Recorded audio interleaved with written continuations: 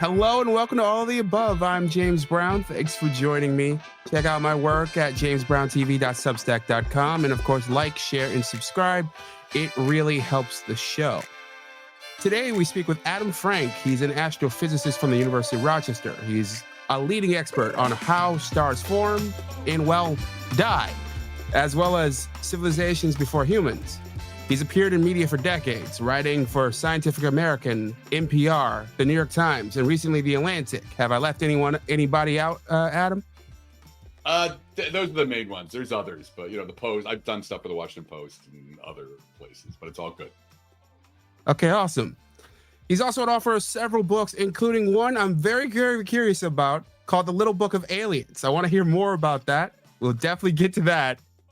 Last we spoke was a few years back when after Adam won the Carl Sagan Medal for Excellence in Public Communication. That's another thing that I'm dying to speak to you about, because I think public communication today is both increasingly easier and harder. And you, my friend, are an expert. And I'd love to hear your take on it. Thank you for joining my program. My pleasure. So did you find astrophysics or did it find you? It found me really early on. I was about 5 years old when I went down to my dad's library. My dad was a writer, and he loved science fiction, and he had all these pulp science fiction magazines from like the 50s, and they all had these covers. They had these amazing, the glossy covers with these like really outrageous paintings, or pictures of like bug-eyed monsters and dudes in spacesuits. And this was before even Apollo landed. I'm 61 now. So that was it. That was it. Like, that was astronomy. That's where it started. I've never thought about doing anything else. I never had the option to do anything else. This is the thing I had to do. So I've been really lucky. That's been my whole life doing it. So 5. Yeah. Yep. 5. Wow. Yeah. To 61. Yeah. And I still love it. That's what's really cool. Is that like, excuse me? Have you thought about how remarkable that is? Yeah, no, I know. It's really, it's right. It's rare that, first of all, somebody knows what they want to do when they're 5 years old. But also that, right, it worked out, I have lots of friends who are like artists and painters and musicians, and that's a really hard gig to try and pull off. I was lucky that the thing I was in love with and had to do, there was at least some option. It was still highly competitive, but it was still, it was less competitive, relative to wanting to be a musician, say. So as you're seeing these magazine covers, what was your conception of what space was? Well, it was just like endless, amazing possibilities. The one that really, I remember, there were two that I can see in my mind's eye now. One was this, bunch of dudes on in these like Michelin tire man spacesuits, right? Because nobody knew what a spacesuit was going to look like back then. On like these really sharp cliffs, like on the moon or Mercury or something, and just that vista across this airless alien world, that just seemed so exciting, man. Exploration. And then the other one was a bunch of guys like on a rocket, like doing a spacewalk with the flames coming out of the the exhaust. And one of the guys had fallen into the exhaust, and he's getting like incinerated. And both of those, I don't know, man, they made a huge impression on me. So it was the idea of exploration. It was the idea that like nobody knows what's out there. And we're going to go find out. And so that is probably what captured my imagination more than anything, was just the endless possibilities of space. That kind of that skips ahead to one of the things I want to bring up with you is, the endless possibilities of space. We have sort of slowed down our progress in terms of exploring it, at least with humans. Right. I know we sent drones out, we sent rovers out and about, and I know there's been efforts, I believe 2030 was one date that comes to mind off the top of my head.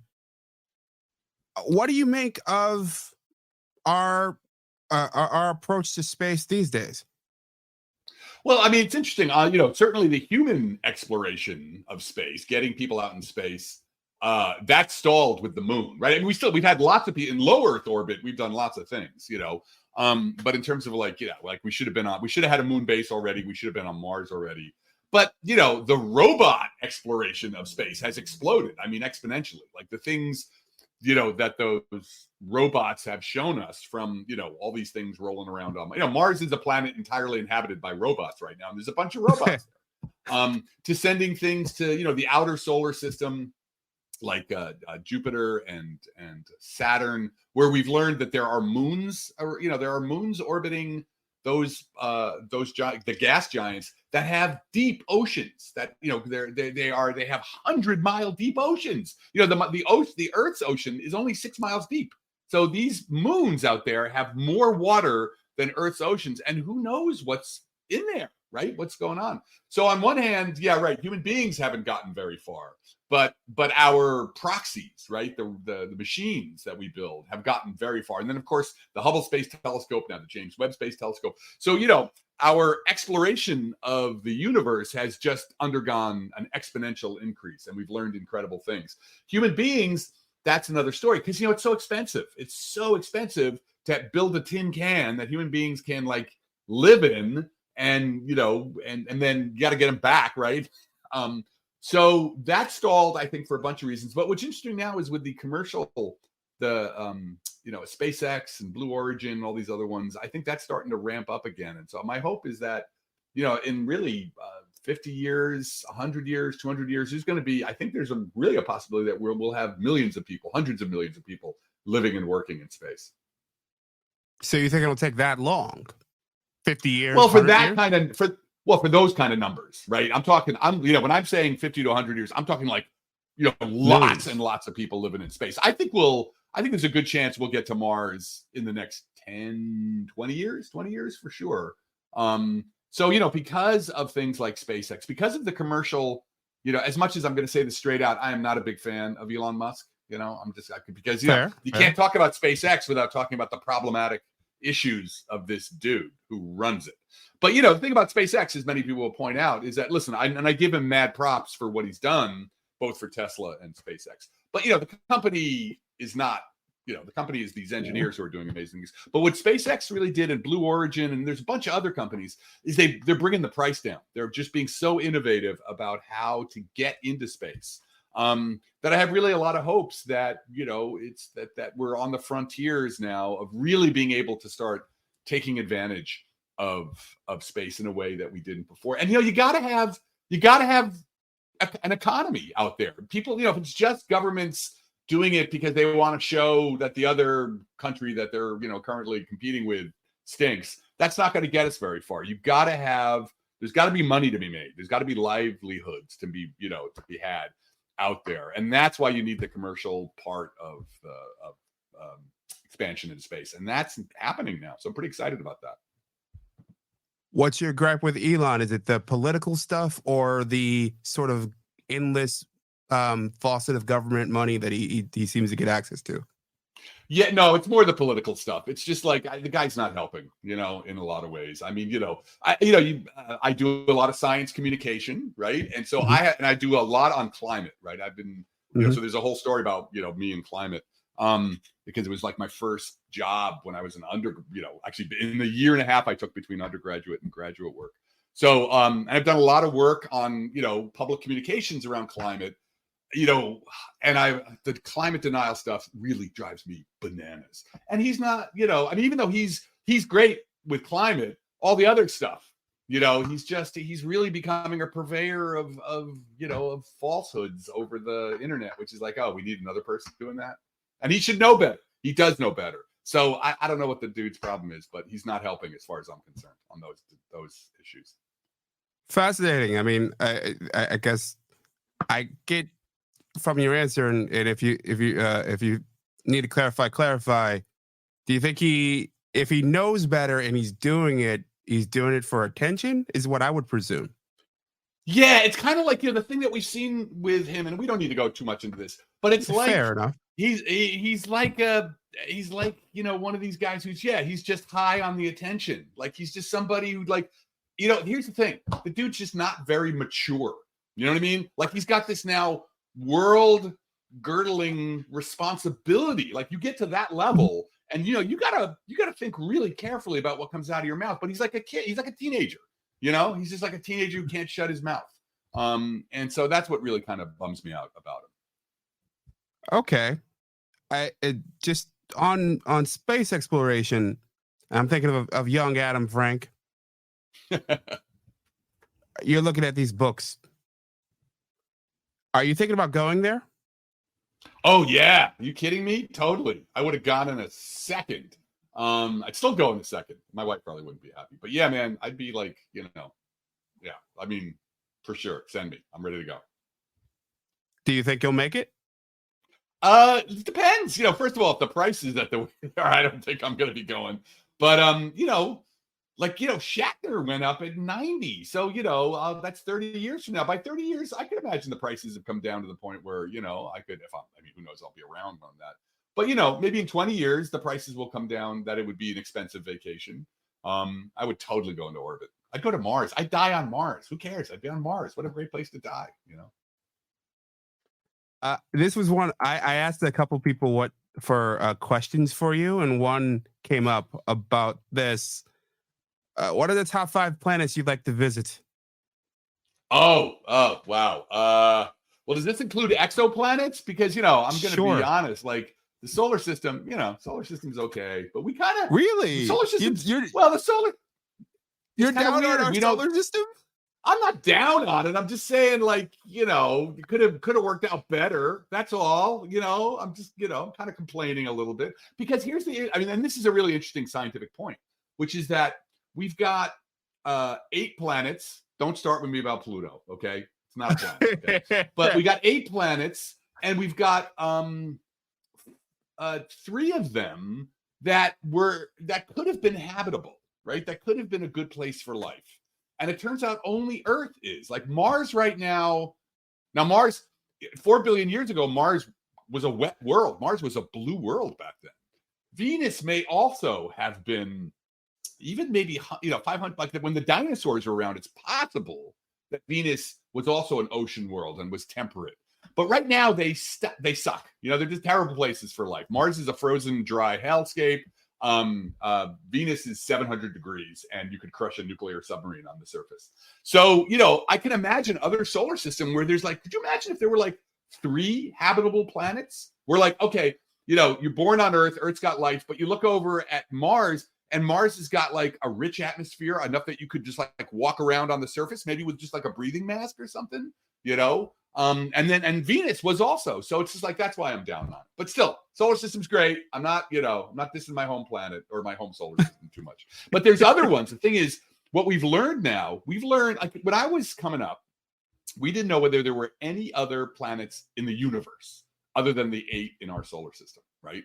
It could be that we thought that maybe planets were really rare. Maybe it was really, really hard to make a planet. Now we know for sure. This is the revolution that has happened in my lifetime. Now we know for sure that every planet in the sky that you see in the sky, every star you see in the sky when you look up at night has planets. Pretty much. And most of them have families of planets. So there's planets everywhere, and we've already discovered some that are in what we call the habitable zone, the band of orbits around their star, where you can have liquid water on the surface, and we think liquid water is the key to forming life. So I'd like to go to some of those. TRAPPIST 1e, I think it is. This is I think the 4th A, B, C, D, E. No, it's the 5th planet from the star TRAPPIST 1, which is a star we've discovered. And we've discovered a whole 7 planets, and the 5th one looks like it's really in a good place for life. So I would love to go there. So that's one. Okay, so all right, Mars for sure. TRAPPIST 1. I really would like to go to the moons of the water moons of in our solar system. So that would be Enceladus, which is a moon of Saturn, and Europa, which is a big moon of Jupiter. And then I still need 5. So yeah, which ones can I go? Can I take a fictional one? No, I would want to go to one of the. I would want to go to Trantor, the Ecumenopolis, which is the city world of Asimov's Foundation series. Okay, it's a world covered in a 40-mile deep city. The entire planet is. It was a beautiful idea. And the show, I'm not really that happy about the show. It's on Apple, the adaptation, but the visuals are cool. Okay, so there's my 5. Right. Wow. Thank you. That was a great I question. I like that. I didn't expect you to come up with 5. I thought I was a little bit, all right. I know who I'm messing with here. Um, Well, if we're doing fictional planets, there's Arrakis, the Dune world, right? There's Coruscant, okay. which is the city world of Star Wars. There's of course Tatooine, which is the Luke Skywalker world. Is that the Yeah, two moon, the two yeah. sun, Oh, or two stars. two Yeah, star? Yeah. yeah, yeah. That was a good one. So I could probably come up with some more because I love science fiction, man. I'm a fanboy, big time. Yeah, and for those who are only listening to this, those you're missing out on Adam's visual, because in his background is the set of the original Star Trek, and it's a pretty strong, like your green screen background works very very well, I think. Yeah, it's the old school one because it's so it was so small. You look at all the Star Trek now. The bridge is really big, but you can see how small. Like they didn't have a whole lot of money to work with when they were building that first one. I that kind of inspires a different idea that kind of ties to something I brought up earlier. Space travel in sci-fi. Do you think sci-fi has helped space travel? Oh yeah, yeah.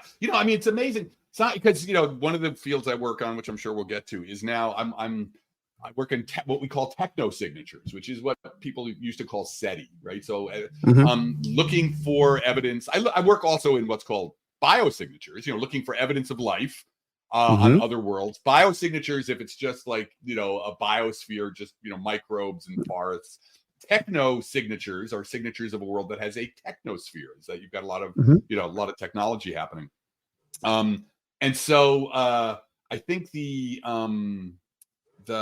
science fiction has played a huge role in sort of mapping out the possibilities, at least for me. I mean, some of the ideas that I've gotten the most attention for in my writing, in my scientific work, have come from reading science fiction. People like Kim Stanley Robinson, who writes a lot about the settlement of the solar system. Alistair Reynolds, who does this great stuff on sort of next 500 years and settling nearby worlds. So I really rely on science fiction a lot. And then I think those ideas they've become part. It's a really interesting thing. They've become part of the popular consciousness. When you look at cell phones, right? Cell phones come directly from the communicators in Star Trek. That was where the idea came from, in some sense, for cell phones and the way they look and how they work.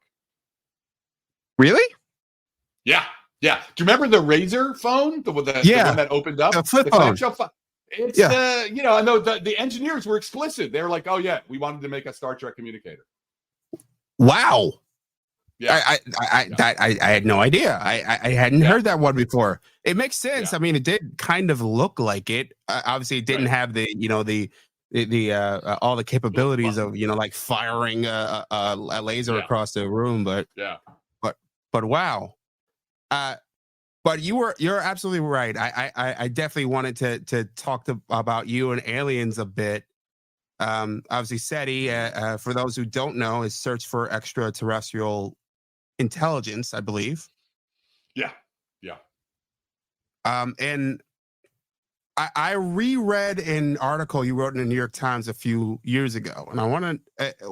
It was how essentially the point was what you saw with UFOs didn't impress you. Yeah, not a huge fan. And essentially, we needed to aim higher. Essentially, when we are like looking for life in the universe. Is that an apt summary?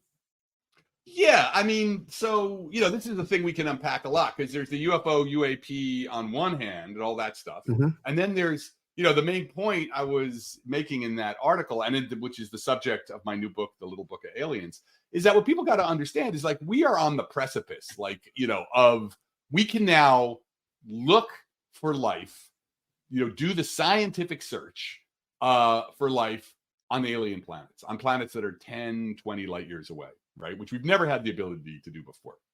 This question about, is there life on other worlds? Are we the only life in the whole universe is as old. It goes back. It goes back at least 2,500 years, because you can see the Greeks arguing with each other, the Hellenistic Greeks arguing about it. So, all during that time, every generation, somebody's yelling at each other about what is their life in the universe. But it's always been opinions. It's like, your opinions, man. That's just your opinion, dude. And now, finally, because of the advances, the scientific advances, we finally have the ability to answer that question for ourselves. We're going to get data in the next 10, 20 years. We're going to start having data relevant to that question, which has never happened before, right? And so that's we may very well be the last generation that doesn't know the answer to the question, are we alone, right? Wow. So that's what I was trying to say. I was trying to say, like, look, people, forget the UFO stuff is a mess. It's always been a mess. And, we can address that more and why it's a mess. But, I want people to understand that the real scientific search, not the conspiracy theories and this guy says that guy knew, that this guy said that guy knew, that the scientific search is about to explode, and that this thing is happening. And if people are interested, they got to be ready, because, one of these days, my colleagues and I or somebody else is going to say, oh my God, we found it. We found evidence for city lights on a planet that's 20 light years away, right? And the reason why this is important is that, if you want to find Nebraskans, you're like, I got to go find some people from Nebraska, right? Are you going to go look in a small town or a little village in the Himalayas, right? No, there's no Nebraskans there, right? You go to Nebraska to find Nebraskans. And that's the situation with life in the universe. Like the Earth, people have to understand how big the galaxy is. The Earth is not a very important planet. It's a backwater planet in a backwater corner of the galaxy. Like, what are these aliens doing here, right? The place you want to look for aliens is on the worlds they come from, on alien worlds, right? Because we don't even know if interstellar travel is possible. It's traveling between the stars. The distances between the stars are so vast that it just may not be physically possible to travel between them. So, where you want to look, if you really want to know, not just you want to believe, if you really want to know, the place to look for aliens is on alien planets, and we can do that now, or we're just starting to do that. And that's the most exciting thing. This is the most exciting possibility that human beings have ever had. I could go a million different directions from that statement. Wherever you want to go.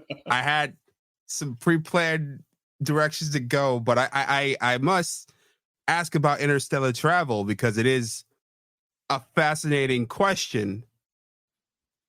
Is it the lack of technology? Is it that it's difficult to envision even?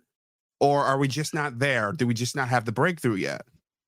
Well, so here's the deal. So the distance between the stars, it's just, they're so far apart. It really, like, you got to work to like get your head, it'll really make your head spin if you try and do it. Like the solar system is big, right? So, the fastest thing we've ever sent was this New Horizons probe. The fastest vehicle we ever made was this thing that went to Pluto, right? And it was going, I think, at like 3,600 miles per hour. Or might even been it must have been per hour. Yeah. So, sorry, 36,000 miles per hour. And it took 10 years to get to the edge of the solar system, right? And the solar system is basically our neighborhood. It's our little team. It's our block. You know what I'm saying? And so what we need to do is we need to get to like the equivalent of China, right? Because that's how far away the stars are. And so using the technology, if you were traveling at New Horizons speed, it would take you 100,000 years to get to the closest star that there is. The closest. Wow. One, right? And so, really what you want to get to is not the closest one. You want to be able to get to ones that are like 10 times farther away, because the galaxy's huge, right? So even that closest star is still just like the, tiny little bit of the galaxy. So there's that problem, right? But then also there's a speed limit. Nothing can travel faster than the speed of light. That's just built into the universe. That's like, there's no way around that. So, either you figure out some new kind of physics that we don't know about, like that you'd have to imagine a kind of physics miracle that would allow you to somehow circumvent that. And you can write a science fiction story about that, but you can't write a scientific paper about it because we don't know how to do it. And so, that also then limits you, because that means the nearest star is 4 light years away. So even if you could get up like right below light speed, it would take you 4 years to get there, and then 4 years to get back. So even like, so whatever, that we can talk about interstellar communications. But so it's just, it may just not be physically possible. If it is physically possible, it requires a kind of physics that we don't have. And that's certainly possible that, we don't know all the physics there is. But, this light speed limit is baked into, it's baked into, structure of reality. So it would require a lot to be able to get around that. So is it possible, like you mentioned interstellar communication, I was thinking more, will we have more, is that in part why the focus on sending machines in outer space? They have less of limits, you could conceivably send a machine for however long it takes to get there without the limits of humankind, as long as you have the energy, the power of the vessel, barring sure, some breakthrough that we don't know, right? Right. So that's what you could do, right? So you could send a robot, of course the robot, so like even getting to a 10th of the speed of light would be like that's physically conceivable. Like, we could imagine doing that with like maybe super powered lasers pushing light sails.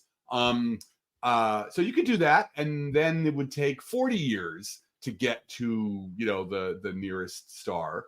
So that's totally conceivable. The problem is, and it's not a problem, it's just, it's 40 years. It's 40 years for it to get there, and then, if you have to figure out how to stop and then come back. It's an 80-year round trip.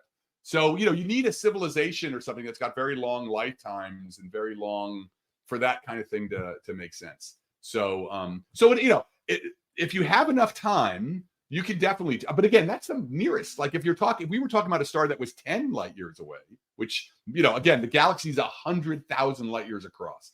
So if you want to get to a star that was 10 light years away, it would take at a 10th of a speed of light, it would take 100 years to get there, and then 100 years to get back. So now you're talking about species that are very long lived, to just be able to, make it worth their while, right? In terms of like, even if you're sending robots, you want to hear back from them, right? And you're going to have to wait literally, a couple of centuries to hear back from them, or at least a century to hear back from them. I want to combine this with the earlier thoughts that we were talking about science fiction. What do you think of Interstellar? I love Christopher Nolan as a director. Like Memento was a great movie, and what was it? The dream one, Inception, amazing movie. I thought there were cool parts about it, but I don't know. For script reasons, I love the representation of the science, but for a movie that was supposed to be like hardcore science, who was it? I forgot one of the main characters. Was it McConaughey? No. Anne Hathaway. She's like, love. Anne Hathaway. Yeah. Right. And love is a force in the universe. The script kind of bummed me out. I just thought I liked it, but it's not my favorite science fiction movie by any stretch of the imagination, which kind of bummed me out because I love him so much. The director, Nolan. Is there one that is more realistic, especially when it comes to things like travel? Yes. I'm pounding the table here because I'm going to get my hobby horse. The Expanse. Everybody needs to watch The Expanse. It's a 6-season series on Amazon. It is based on a 9-book series that is fantastic. And if you want to know what a settled solar system looks like, that's the series. Both the books and it is so great. It's a little slow going. It's like The Wire, it takes a while to get into, but once you get going, you got these amazing characters and you got this amazing story. And it is so scientifically realistic. It's amazing. I guess, I am such a fan of that show, and I've done so much. I've written about it so much that one time, I think for season 3, they actually hired me to do a promo spot for them because I'm so into it. But I love that show, and it takes place about 300 years in the future, and there's Mars is fully settled. It's a political power because it's also about the power dynamics of a settled solar system. So Earth is a power, Mars is a power. The outer planets and the asteroid belt is kind of like where the exploited resource workers are. They're mining the asteroid belt. And so it's just got great politics. And then into it comes this kind of alien life form that kind of messes with the whole power dynamic. I don't know. I love it. Love it. This veers us off course, but I have to ask because I am a Wire lover. Are you in the club? Oh, I think I would say The Wire is the greatest show. It's funny because my wife and I were just arguing about this. We just recently watched Succession, which I thought was great. And I was like, top 5. And then it was like, okay, what? And my wife's like, nah, good, but not top 5. But The Wire is number 1, I think, without a doubt. It's just such an extraordinary show. I think it's probably number 1 for me as well. I don't know that I would put Succession in my top 5. I finished it like, a lot of us did a few months ago. I'd say top 10, maybe. Okay, or top 10, even maybe 15. top 10. Yeah. It's an excellent show.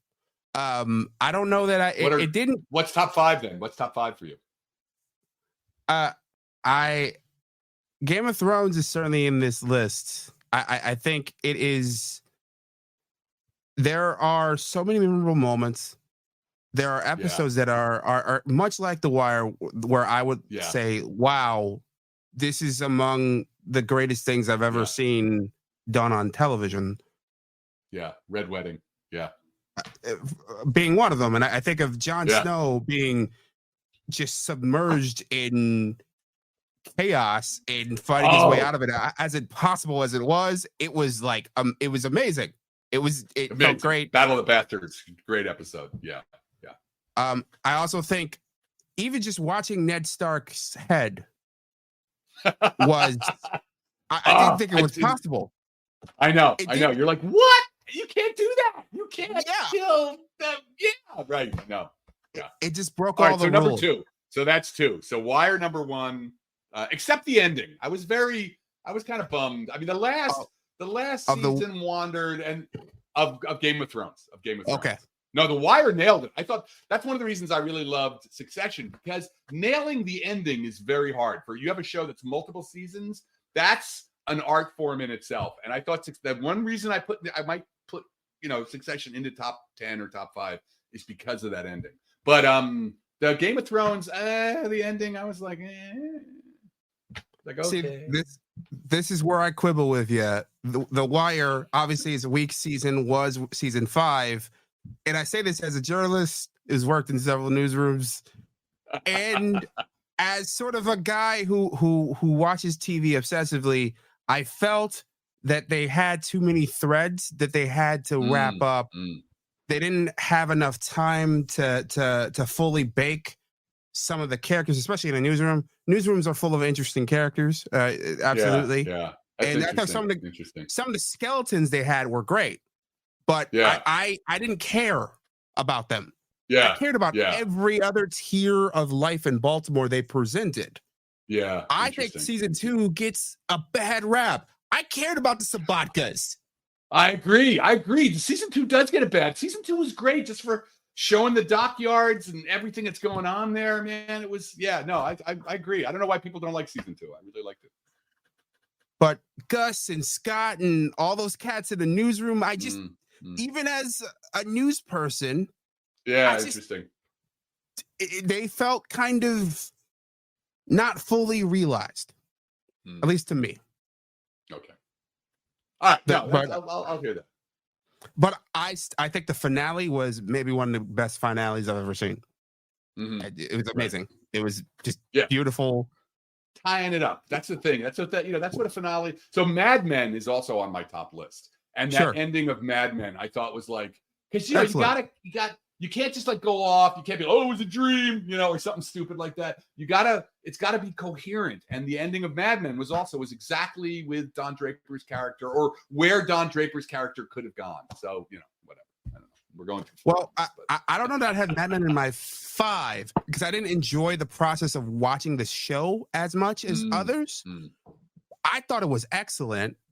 I put it in my 10 pretty easily, especially if we're talking drama. And it's interesting that we've only mentioned dramas here. Very interesting. But I would not. I'd have it either on the cusp, because it's an Yeah. excellent. The performances are amazing, and I think Incredible. you could argue that and the art direction, they're so in love with the New York of that era that absolutely, it's just and it just right too. Like if you see photos from that era and you see those sets, and it's like, wow, absolutely. Certainly, and the cinematography, there would just be these scenes of like, I just remember one of, it's like nighttime and Draper's sitting in his office and the camera's panning back and it's the full window with, the Manhattan skyline behind. Mm-hmm. And it was just like, oh my God, that was just like, that shot alone is just beautiful on its own. Just it's a painting, every shot of painting, it's just like, Another excellent element of that show, and one that so many shows fail at, but it mastered, it knew when to slow down. Yeah, that's true. I agree with that. I really agree with that. Right. The pacing was pretty interesting. Yeah, and I just truly enjoyed it. If I were to go on my list, I still defend Seinfeld to this day. I do think it is a top 5 show, not just television. No, that's true. Yeah, okay. Because I was really thinking about these prestige. So I'm not including comedies. I'm not including even science fiction. I'm just thinking like those prestige television. Well, if I went prestige, you got to go Breaking Bad, which I never saw. I know everybody says. Oh, come on. Yeah, I know. Well, my wife won't watch it. There are too many murders, and then there's like 7 seasons, so I'm not gonna be able to get through 7 seasons by myself. But it's another performance. The performances are just. It is when I retire. Yeah, which is something I wanted to mention, but I also want to get more into aliens and UAPs since you wrote a book about it. Right. So right. I'll allow you to October 28th. Yeah, I'll allow you to make the choice. We could go deeper into aliens, or we could talk your next steps. Let's talk about aliens, and then if there's room for next steps, we'll do that. So the book is about what I'm trying to do, because like this is the moment, right? Like this is really the moment when that's what I was trying to say. When something's going to happen, like we are at the scientific search for life in the universe is about to explode, right? And I want people to understand what's going on. So there's like. The whole book is like 50 really short chapters. It's a little book, it's just like little chapters that give you everything you need to know about what's going on. So like the classic stuff, there's the Drake equation, which is, we could go into that. There's the Fermi paradox. There's all these things that like, have been around for a long time in terms of thinking about aliens and alien life. And then there's the new stuff, which is with the discovery of these exoplanets. What is an exoplanet? How are we going to find life on these exoplanets? So I'm unpacking all that stuff. Then I go into like, I speculate about like, okay, what are we going to find when we find aliens? Will it be carbon based? Will alien minds be anything like ours? Will aliens have sex? And if so, what kind of sex? Which is really, I'm more asking about evolution, how evolution might play out. Yeah, those are 3 very interesting questions. Okay, if they're not carbon based, I mean, is it? I guess it would be like gas-ish. Well, still, I mean, the thing is, it's probably going to be carbon-based, and that's why I go through why it's carbon-based. There's a reason why we're made of carbon, right? The next one, and so I go through. It's all about the structure of carbon. Is really good at making bonds, chemical bonds, really fast, and it'll bond with anybody. It's the molecule of love. But like other molecules just don't have that capacity. The next one down that would have similar capabilities is silicon, which is why you often hear people talk about silicon-based life. And that's possible, but silicon has got problems. Silicon is not nearly as flexible as carbon is in terms of making bonds. Silicon doesn't work very well in water, which means that like any kind of waste, like life has to like digest and then process waste. And if you can't do it with like mushy stuff, I'm not going to go into detail here, then how does it work? So there's lots of reasons why carbon is probably the choice, the molecule of choice, the atom of choice for building biochemistries. So I cover all that stuff in the book. And then also I have a bunch of sections. About a third of the book is about what's going on with UFOs. So I do the history of UFOs and like, which for me as a scientist, the history is a mess. Like Roswell. What I'm not sure. Can I use vulgarity on this show? Sure, go for it. It's a shit show. It is an endless shit show of conspiracy theories and somebody heard from somebody else who heard from somebody else that there was a UFO there or the saucer crashed. And it's like, oh, that's evidence. It's like, not evidence. It's somebody said something. So it's just, and yet it never died. And there was this, there's been one hoax after the other associated with this stuff. And then the hoaxes never die. You can show people that, these UFO true believers, you can show them that it's a hoax. Like, look, here's the plastic alien they took the picture of. And they're like, oh, no, that's not what happened. So, there's a reason why scientists have stayed away from that. Who wants to get involved in some kind of mess like that? But, obviously what's happened with the Navy, those Navy videos, that's opened up, a whole range of other possibilities. And so I try and go through that. I try and go through what's going on now, what changed. Did anything change? I think that's really a question. Or is it just the media is more willing to talk about it now? And if you want to have a real scientific exploration of UAP/UFOs, that doesn't assume the answer, right? Science doesn't work where you're like, hey, man, UFOs are aliens. Go prove it. It's that's not the way science works. Science goes and, you have to be agnostic. You start an investigation agnostic, and you're going to be like, okay, I'm going to go wherever the data will lead.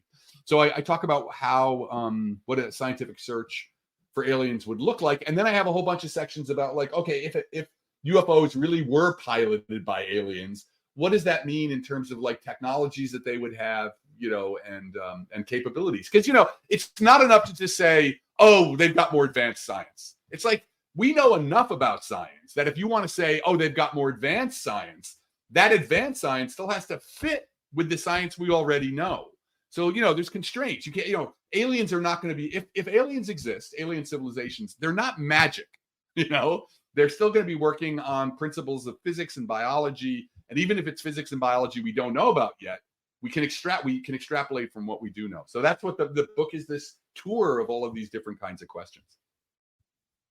I want to take a couple steps back in your conversation there. As you mentioned, there's been an increasing amount of mainstream attention on these crafts. The Navy videos, Commander David Fravor for being one who's come out and he was on 60 Minutes, and the New York Times has written about it. The Washington Post. We're talking mainstream outlets. At the same time, you got the Senate. I mean, even back when I was still at WXXI, Kirsten Gillibrand had just announced that she was getting into this and going to challenge about it. So we had a conversation about it. And her point of view, from what I recall from our conversation, was that we don't know what the hell these things are. And it would be wrong for us to not try to find out what they are. So based on what you've seen and what you've heard, what do you think these things that they're seeing, these UAPs, are? Any sense of it? Well, I totally agree with the idea of, what we need is a totally transparent, scientific search or scientific investigation of this. I'm totally on board with that. I'm not saying anything that has to do with UFOs, oh, it's all nuts and we should just not pay attention to it. And that's starting. So NASA convened a panel which had its first meeting. It was very interesting. That was just a month ago. So I'll tell you, so if you want to ask me, what do I think they are? All right, let's unpack that a little bit, right? Because at this point I say, I don't know, right? There's no, we don't really have any data. What we have are a bunch of fuzzy pictures. We've got, we don't really get the radar data. Sometimes things are seen on radar, sometimes things aren't seen on radar. But I'll just give you one interesting thing. When I was writing that New York Times article, I decided to, I started digging around. I started doing my reading. And I came across the literature, the people in the blog posts of people who worked for the CIA, for the military, who doing signals intelligence, SIGINT. And then there's also electronic signals intelligence, eSIGINT. And when you read that stuff, none of those guys were talking about aliens. They were talking about drones. They were talking about how easy it is to use simple drones, to spoof pilots and get them to turn on their super complicated electronic eavesdropping, whatever, their suites of radar and et cetera, so that then you can then soak up all that radiation and figure out exactly what the capabilities of that is. And the United States even did this. We've done, and people have done this to us. We've done this to others. In the late 1950s, there was Russia built this giant radar facility, and we didn't really know what it could do. So what we did is we spoofed it. We managed to figure out how to make it respond as if there was a signal there. There wasn't really a signal there, so that they turn it on and crank it up all the way. And that's how we figured out what it was capable of. So, I think if I had to guess, if I had to based on what has happened in the past, most of the ones, obviously the ones, the Navy stuff is going to end up being, as this is a new term I learned, peer state adversaries. It's going to be peer state adversaries using even simple drone technologies to be able to, to get us to see what's going on. And so then, people push back against that, and they'll say like, oh, but that video shows that this thing is flying at impossible speeds, hovering over the ocean. One of the best things about that NASA panel was they did an analysis. I think it's the Go Fast video. There's 3 of them. They each have names. The Go Fast video is the one that shows like the Tic Tac, like zooming over the ocean, right? And so they were able to use, like really simple geometry to be able to figure out where that thing was and how fast it was going, right? And, when I get into arguments with people, they're like, nothing could travel that fast, especially turns out it was going 40 miles an hour, right? 40 miles an hour. Like I can go faster than that on my mountain bike going downhill without pedaling, right? So it just shows you that once you start bringing, and that's conclusive, right? You did the analysis that you're supposed to do, and that's what you come back with. And so I think what that shows is if you do the transparent science, what you're going to find is that most of these things can be explained. Some fraction of a small fraction, like usually the NASA panel said they saw of what they looked at, maybe 6% were unexplained. But that, and some of that was because we didn't even have enough data to start an explanation. But some of them are going to be freaky deaky, right? Some of them are going to be freaky deaky enough that you really want to put some work into it. So I think that's where we stand. It's worthwhile doing this study. I personally don't think, for a variety of reasons, I would not bet. Let me put it that way. I would not bet that any of these have anything to do with life outside the universe. But we should be doing the full study. And we can learn more about this in the Little Book of Aliens. It's out shortly. In October 23rd, I think, 24th. I should know my own update. Well, I know we're short on time here, but there's a couple more questions, and they're sort of in the same vein.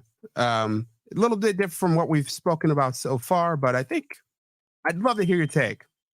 This is a question from Claire. I'll get the right phrasing right. The universe is expanding. To what? Yeah, and what's outside of it? Right. That's a great question. Okay. When we deal with questions of cosmology, you gotta get out of your kind of like 3-dimensional kind of mindset, right? Like as if I totally get the question. We like to think of like, the universe was a ball and there was like nothingness around it, and the universe is expanding into that ball of nothingness. That's not really the way Einstein's theory of relativity works. Einstein's theory of relativity says there's this thing called space-time, and it is the actual fabric of reality. And you can use these equations to describe how that fabric of reality evolves. So here's the freaky deaky thing that comes out of, if the universe is infinite, then what it means is it was always infinite. It was born infinite. The universe is not expanding into anything. It is expanding such that if you at the beginning of the universe, you took 2 points in space, and labeled them, put a little, dot of dye on one. Imagine like a big sheet of paper, an infinite sheet of paper. At the beginning of the universe, you take 2 dots of dye and put them close to each other. What happens when the universe is expanding is those dots of dye are being carried away from each other. Space-time itself is expanding, so the dots of dye are being carried away from each other. But that's happening everywhere across the entire, the universe began infinite. It was always infinite. And now what's happening is it's just that infinity is expanding. So there's more infinity, which is a weird concept, I know, but actually that's the way the mathematics works. You can have more infinity. So there's nothing outside of it. There's nothing outside of it, right? So what Einstein gave us, the gift that Einstein gave us, was this way of thinking about space-time where, you don't have to think about inside and outside. Space-time is this fabric. It is the fabric of reality. There is nothing outside. You can't have an outside. Mind blown. Yeah. Okay, and at the same time, we've been able to see past the beginning of our universe, correct? No. We can't see. We can see past. No. We can only see when. Here's the freaky thing: when you look out, when you look into space, and you look further and further out, you're actually looking further and further back in time. So we can only see back to about 300,000 years after when the cosmic expansion started, after what we call the Big Bang. So that's as far as we can see with light. We do get some tracers, some other kinds of evidence from earlier than that, but we'll never be able to see. It's like a horizon. We'll never be able to see past the beginning because there's just no way, because that's the beginning. So there's, that's as far, we're kind of trapped. That's why you can almost think about like the universe is like a black hole. You can't get out of it. You can't, you're trapped inside the black hole. We're trapped inside the universe, and it's with its finite lifetime. Well, I suppose. Yeah. I suppose that makes sense, though, right? That you wouldn't be able to see past the beginning, right? Right. Okay. So in cosmology, we have this idea of horizons. Like what's weird about the horizon is like you can't see past it, right? And as you move, your horizon moves with you, right? So there's like cosmology has these horizons where you just can't see because of the physics of it. You can't see past. You can't see past the beginning, right? Also, can I just say, if you think that when I'm saying this, that like I totally get it, I'm just like walking around all day being like, oh yeah, infinity, no problem. Me and other physicists have just as much problem like really imagining an infinity as anybody else. What we have is mathematics. Like the mathematics is the language which allows us to work with it. And through the language, we can see the consequences of certain, a certain assumption, we can work with it. So the mathematics tells us what about like the expansion of the universe and everything. But when we try and like visualize it, like, in our heads, like making a movie, we have just as much problem as anybody else. And this is another very big question in a short amount of time. About time, actually. Yeah. What do you make of it? We know that standardized time is it's relatively recent that time was standardized. What do you make of it? Well, what do you mean? I'm not sure what you mean by standardized time. You mean like clock time or? Yeah. Well, that was like my second book was all about that. It was called About Time. I was really interested in the ways, I'm really interested. I'm a Zen Buddhist. I've been doing Zen practice for 30 years, staring at a wall for 30 years. And I'm really interested. I think the human experience of time is on a deep level. That's what you get when you do any kind of contemplative practice, is much more malleable and flexible and interesting and kind of infinitely deep than this clock time that we've been stuck with, right? Because we're all living in the 21st century. We've all got these, computers in our pockets, and our every day is broken up into these, finite amounts. Like, oh, you got, I got to go in 5 minutes, and that's, for most of human history or human experience, that's not what it was like. And so we've kind of like, we've boxed ourselves in, and we're kind of like, I think we've really denuded, we've really stripped human experience in a way that is a bummer, because it's actually being human is much richer, the possibilities, than we get in the modern world, because we've kind of like put ourselves into cages, both in space and most of all in time. Well, any famous last words, Adam Frank? Do your best and be kind to others. Adam, this has been a joy. I'd love to have you back, and let's do an hour on Zen Buddhism. Sure, I'd love to. That'd be great. I really enjoyed this. Yeah, this is very fun. Adam Frank, thank you for joining us. Sure, my pleasure. Thanks for listening to all of the above. Let me know what you think wherever you're listening, and do me a favor, share it with a friend. You can follow my work at jamesbrowntv.substack.com. Paid subscribers get access to bonuses, including 10 the Hard Way, our members-only show. You can reach me at james@rochesteraccent.com or jamesbrowntv@gmail.com. You can also leave me a message at 585-484-0339. We might have you on the show. I'm James Brown, and as always, be well.